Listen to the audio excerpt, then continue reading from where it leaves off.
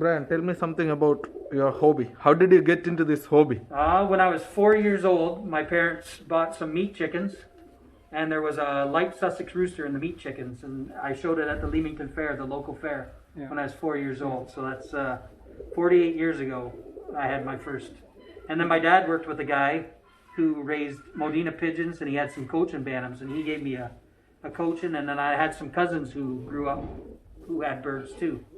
So I've had the birds my whole life.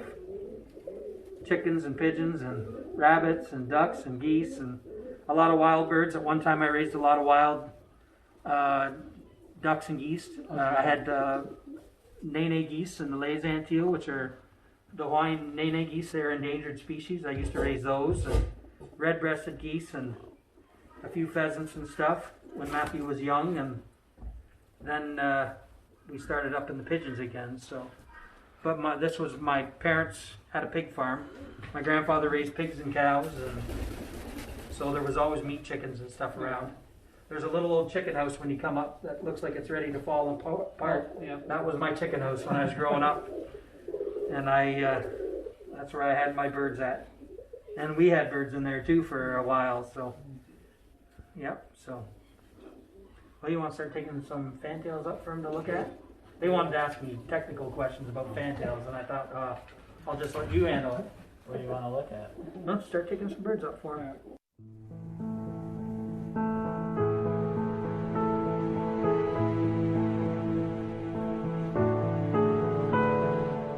Keeping the English Trumpeters in here right now. On this side we've got hens and any young bird that hasn't shown us it's a cockbird yet, and over here we've got all the old cocks and a couple of 2020 cockbirds that have started dancing. New birds. Yeah. These ones are new birds, right? Nope. These are old and young. Old and young. Yeah, these are cockbirds, and over here are mostly hens. Hens. Okay. They end up in individual pens for a week or so, and then we let them out into colony as well. Okay. Yeah, so about a week, 2 weeks, the English Trumpeters are in individual pens, and then we let them out into a colony for mating. Okay, so what about the breeding season? Typically we have anywhere from 8 to 4 pairs, and we'll have them locked up in individual pens for 2 or 3 weeks, or up until they lay their first set of eggs. Yeah. Do we need to prepare birds for breeding, like need to cut the vent area, its muff? Yeah, we English Trumpeters, we cut the muffs back to about ½ an inch. Half an inch? Yeah, and we cut the vents down as well, all except for the feathers directly over top. Both the cocks and hens? Yeah. Okay. Depends how they do. I think we had a pair last year at 6 or 8, and we had a pair last year at 2. So it really just depends how productive they are, and age probably factors in. If they're mature and ready to breed, I'm sure you could have a good season with them. But when you try and breed from younger birds or older birds, sometimes you just don't have the productivity in them that you would have other birds. Okay, so what are the main colors we have here? We can have white sides. Flash. Flash. And yellow. I think we would keep a couple duns if we had them around, but we're primarily down to red, yellow, and splash in both colors. Okay. So, in English. Big high set crest on top of their head. You want to see lots of crest up above, I can grab the bird and show you Yeah. that. These are all from the show pen if you want. Yeah. We can take them up there. The head, this guy's not too high, but you can see how I'll work them a little bit. You can work their feathers with your thumb and index finger to try and get them to stand up nice and tall. So then there he's a little bit better. So prime feature number one would be crest and tuft on their beak there. This guy's tuft is a little out of control, but his crest is quite nice. Big wide flat skull. Yeah. And nice rosettes on the side of his head. This one's really well defined. Rosettes. Like to see big widespread muffs. So we can say that this one is a show quality bird, right? Yeah, oh for sure, he's quite good. He's definitely in a molt right now. I think he'd be a lot better when those last couple of flights come in. Another thing they look for is they look for a heart shape from the top down, right? So you want to see nice wide over the shoulders and taper down towards the tail. So I'll sit him down in the show cages. We've just got him up here in our fantail show pen for you guys to see. So do we need to train them like in the show pen? Yeah, and typically that's what these four are for here. You set them down one in each pen. The small. Shows nice power in his chest, his head. Good mouth. Yes. This guy here, although he's molting, is up close as well. He's standing nice. These are four colors we're working with right now. I love this color, yellow. Me too, it's my favorite.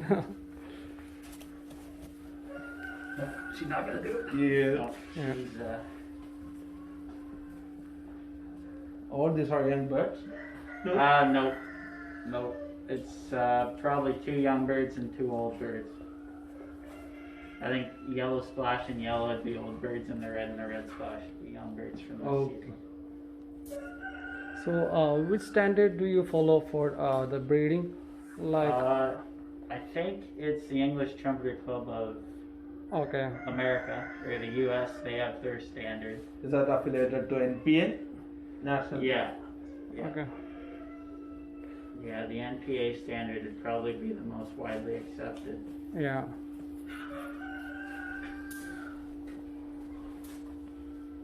So there are different categories in shows, like young ones, adult ones. Pigeons just stick to young birds and old birds. There is no yearling classes or. Some of the trumpeter classes, big shows will have yearlings sometimes. For the big colors. In the old days, in the white fantails, they used to have a yearling class, and they used to have 200 or 300 of them at a show.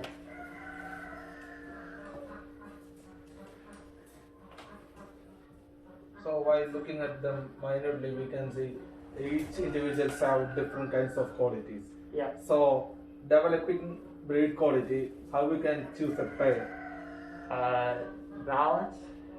If you got a bird who has a fault, trying to counterbalance that fault is always a good idea, but for the most part with the trumpeters, we try and take the most balanced birds and mate them together. Obviously, every now and again you get a bird who maybe doesn't quite have the power or the size, but has nice hard feather and good muff, so you'll mate her or him to a bigger bird who's got what it needs. But for the most part, we just try and stick to mating the most balanced birds and keep those desired traits going. So, what about the wing should be above the tail, or it should be? Oh yeah. There's quite a bit of issues with English trumpeters right now who aren't getting their wings up. You can see there's a couple in here that aren't. That could be because of molt, because they're not properly trained to show, but you want the wings up above the tail. Yellow youngsters, we pair with the yellow, or like we can go for a spangle with the yellow. Yeah, yellow to yellow or yellow to yellow splash, you'd get all yellows. But if you made them on a red and the red carries dilute, you can get red and yellow. Okay. If the red doesn't, those babies will then carry dilute, and you can breed them back to yellows to get more. That's kind of what we're going for right now, is more yellow. Because these days people are more interested in colors. So if you're breeding for quality and versus color, which one you prefer? Like breeding for for the standards or? Yep. Everyone seems to say build the house before you paint it.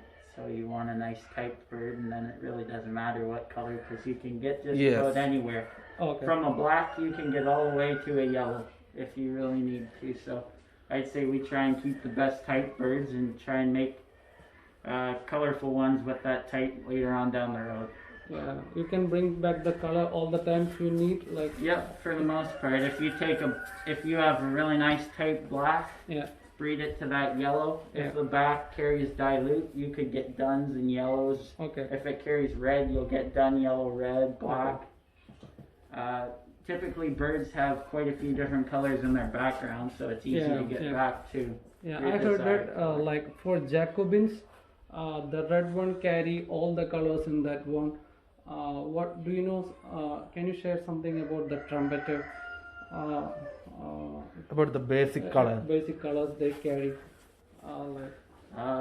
So I guess the most, when we had black English trumpeters, most of our blacks went back to a red cockbird. Okay. And all those blacks would then throw red or dun, depending how they were mated. If they were mated to a bird with dilute and they themselves carried dilute, they would throw duns. And if they were mated to birds that carried red, so we could put two blacks together in a pair, and they would produce reds and yellows and duns. Oh, really? Yeah. Okay.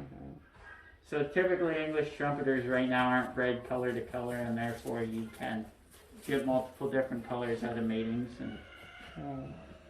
And the same goes for fantails. Fantails aren't typically bred color to color, so it's good to know what's in the background of your birds so you can get your desired colors out of them. So do you keep record of these birds? Yeah. You'll see all over our walls is one big whiteboard down there. So we've got a lot of our records written on our wall, and I've got a notepad that I keep back here during breeding season to keep track of everything.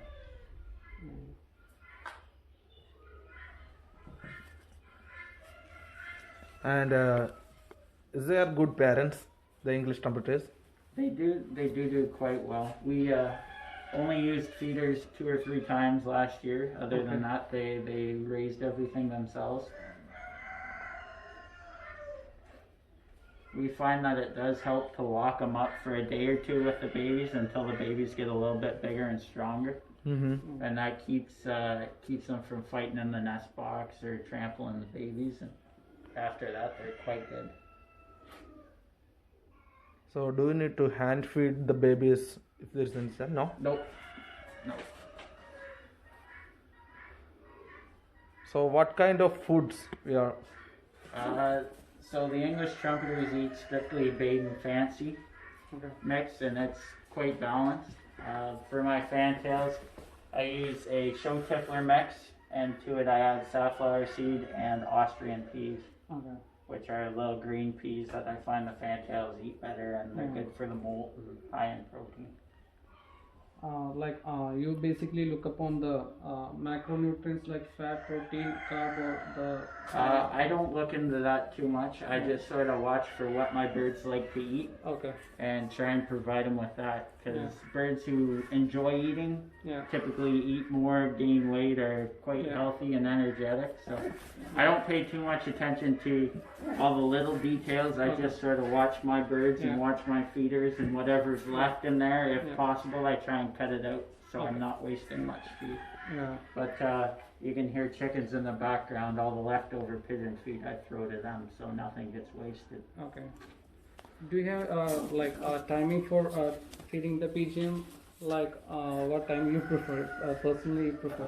Typically, we do once in the morning and once at night. For about, throw enough feed down. It usually takes them 10-15 minutes to eat, and then they're off, done for the day. But the one thing we try and do is when it's good daylight hours, because we don't have lights in every room.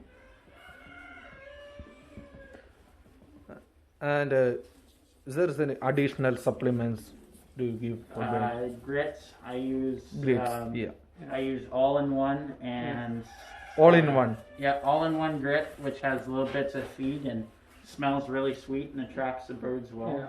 I use that, and I use seaweed grit from Versalaga. Yeah. I also have some oyster shell, typically designed for chickens. It's good for calcium during Yes. laying season. Other than that, I've experimented with some stuff and really didn't like it. We use apple cider vinegar a lot. Yeah, lots of breeders use Yeah, apple cider vinegar, oregano. Every now and again we use elderberry, cinnamon, garlic, carrot juice. You try and stick to natural stuff rather than medicines. And Can you give some tips for like getting better good feather quality of the birds? Improving the feather quality of the birds. as far as I know, time getting for fantails and English trumpeters, we pull the muffs and we pull the tails so they grow in evenly.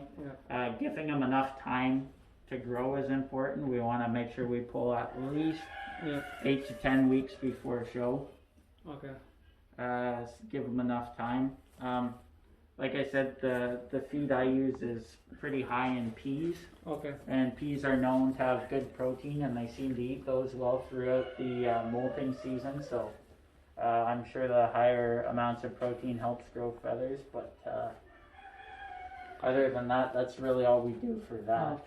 The carrot juice, some says like the carrot juice can increase the feather quality or something like that. Do you know something? I don't know that personally. I know we use it because it helps build immunity against viral and bacteria. So it's not something we put in because we hope to achieve better feather quality. It's something we give them to hopefully give our birds an edge against any viruses that might be floating around in the air or show halls or from birds we've brought in to better our breeding. What types of vaccinations do you provide for them? This year we did one that was a combination of PMV and Salmonella. So single vaccination for? We use that vaccination for every pigeon we have. And all the young birds will get a booster in 2 to 3 weeks. They'll get another shot of that vaccine. Okay. Old birds, typically you give old birds one shot of the vaccine and it's good. It just helps build their immunity and hopefully keeps them safe. There is a similar vaccine that's PMV and circovirus, which is what they believe young bird flu is. And that's something I'll be looking into in the future, but didn't do this year. So what are the common diseases we can find on pigeon? We get, typically every fall it seems somebody or someone has come up with young bird disease, which there's multiple different diseases that they believe. It just seems to wear down young birds and they get lethargic, quit eating, and it's either the end of them or they get better. Salmonella, PMV are all stuff people look out for and treat against and vaccinate against, and it's not something you want your birds to have. Other than that, I guess canker, coccidiosis, those are all things people watch for. Yep. They're not something we typically treat. We typically treat with that crap we use before breeding season.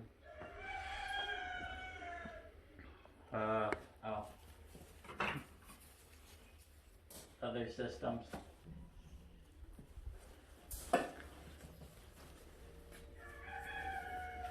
The ticks and So for that we use this stuff. It's 4 horses, but it's a liquid, so we spray that around their vents, under their wings, fantails on their tails, and spray or just drop? Nope, spray it. It comes in a bottle. So we spray that, and that gets rid of the feather lice and any bugs that are crawling externally on the bird. And for worms, we use an Ivermectin sheep drench. Deworming? Yeah, and that's 2 drops down the throat, internal parasites. Yes. So that's typically a once or twice in the fall they get had that. And do you give any supplements for probiotic? Every now and again we give them the plain Greek yogurt. Yogurt. Yeah, yogurt goes in with safflower seed. We typically will mix it up the night before and give it the day after when it's dried up a little bit. Okay. So And how often?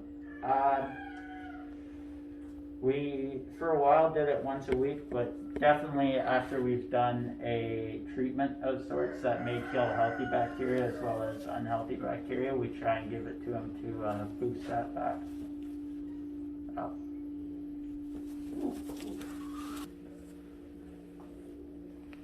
Yeah, this one has two. No problem.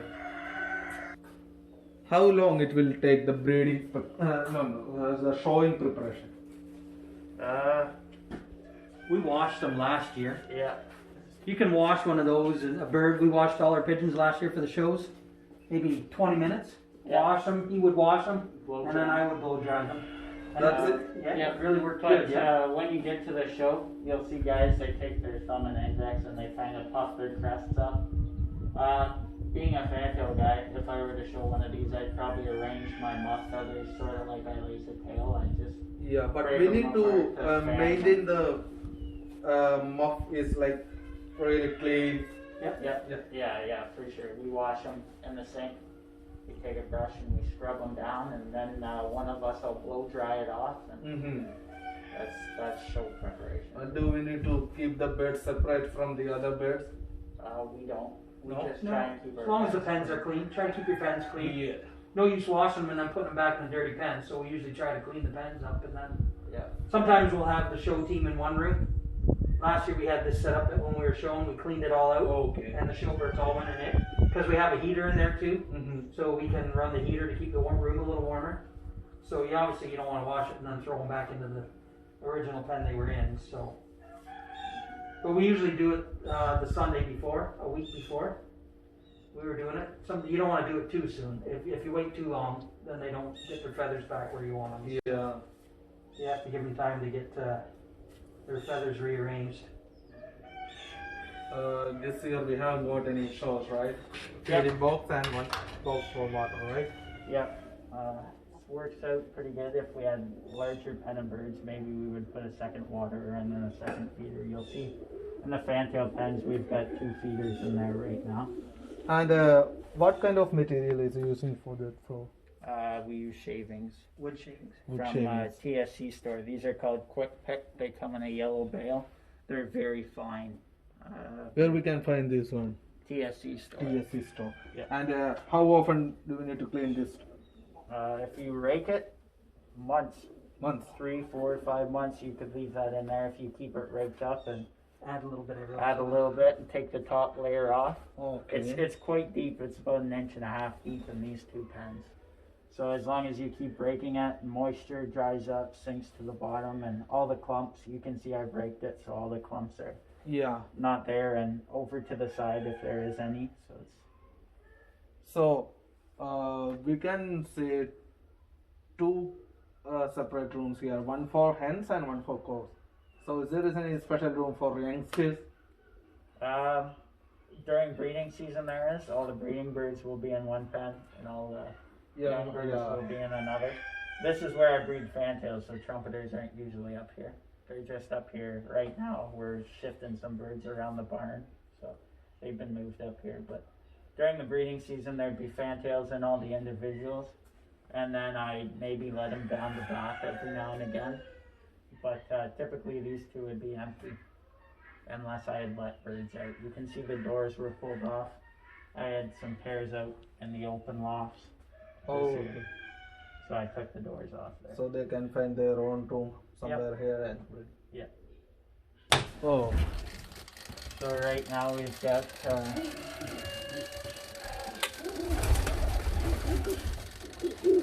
What types of breeds are they? so in here we have domestic flights, Domestic flights. or flying flights. Flying flights. Yeah, not domestic. So they're quite good feeders here. We use flying flights. Like I said, there's 3 homers in here. There's 3 mixed breed birds, but typically this pen is flights. The only reason I've got those other birds in here is because they're very good feeders. Oh, And I may need to have a few extra pairs of feeders next year, so I've kept them just in case I don't have enough. If I have enough, I'll likely get rid of them and just keep the flights. some guys are put only one egg to pairs. Like they can feed only just one a baby. These guys will feed 3 or 4 each. So the flights, 3 fantails, 3 baby flights, no big deal for them. I have up there, you can see that little bearded bird, first one in the nest there. Yeah. She's a Berliner roller cross. She'll feed 3 fantails or 2 English trumpeters by herself. Wow. She did not mate up last year. She fed babies, and at night I would hand feed the babies so she didn't exert herself. But So we need to put the babies. That's it. We don't need to put the egg. I put the eggs, Yeah. So and then they hatch them. Oh. And they feed the babies. So the flights will lay an egg. The fantails will lay an egg the same time. 10 days later, I'll take the fantail egg, put it in, throw the flight egg out. okay. They'll hatch the fantails in the nest, and then they'll feed them like their own. And and from there on, they do all the work. So we keep all this bird together Yeah, all the season. yeah. All the cocks and hens are in here. Towards the end of winter, before I get ready to breed, I'll just try and pick out the pairs, and any extra birds I'll take out. But other than that, I keep all my feeders together all the So time. what about nowadays this bird throughout the Right now, to be ready for next year. So this is a little 2020. He's a red-bearded white flight, so he's actually a very good example of what color I would like him to be, because I think it's very pretty. yes. So he's just getting ready to fledge, and he was actually hatched up here in this nest, so he's already starting to fly around him and his brother a little bit. Not quite up to full strength, but I expect in a day or 2 he'll be on the floor eating. What's the bucket? The bucket gives them 2 nesting options. So when they lay their first set of eggs, oftentimes they lay it in the bucket up high because it's quite hidden. So after they do that, they'll hatch them, feed them for 3 or 4 weeks. When the babies are 3 or 4 weeks old, I take them out of the bucket, sit them on the floor of the box. Okay. Once the babies are on the floor, the parents have a place they can get away from the young birds to lay their next set of eggs. Oh. That way the babies aren't going to the bathroom on the eggs, they don't break eggs by mistake, they aren't bugging the mother when she's trying to set. So it just gives them an option to get away from the babies for a little while.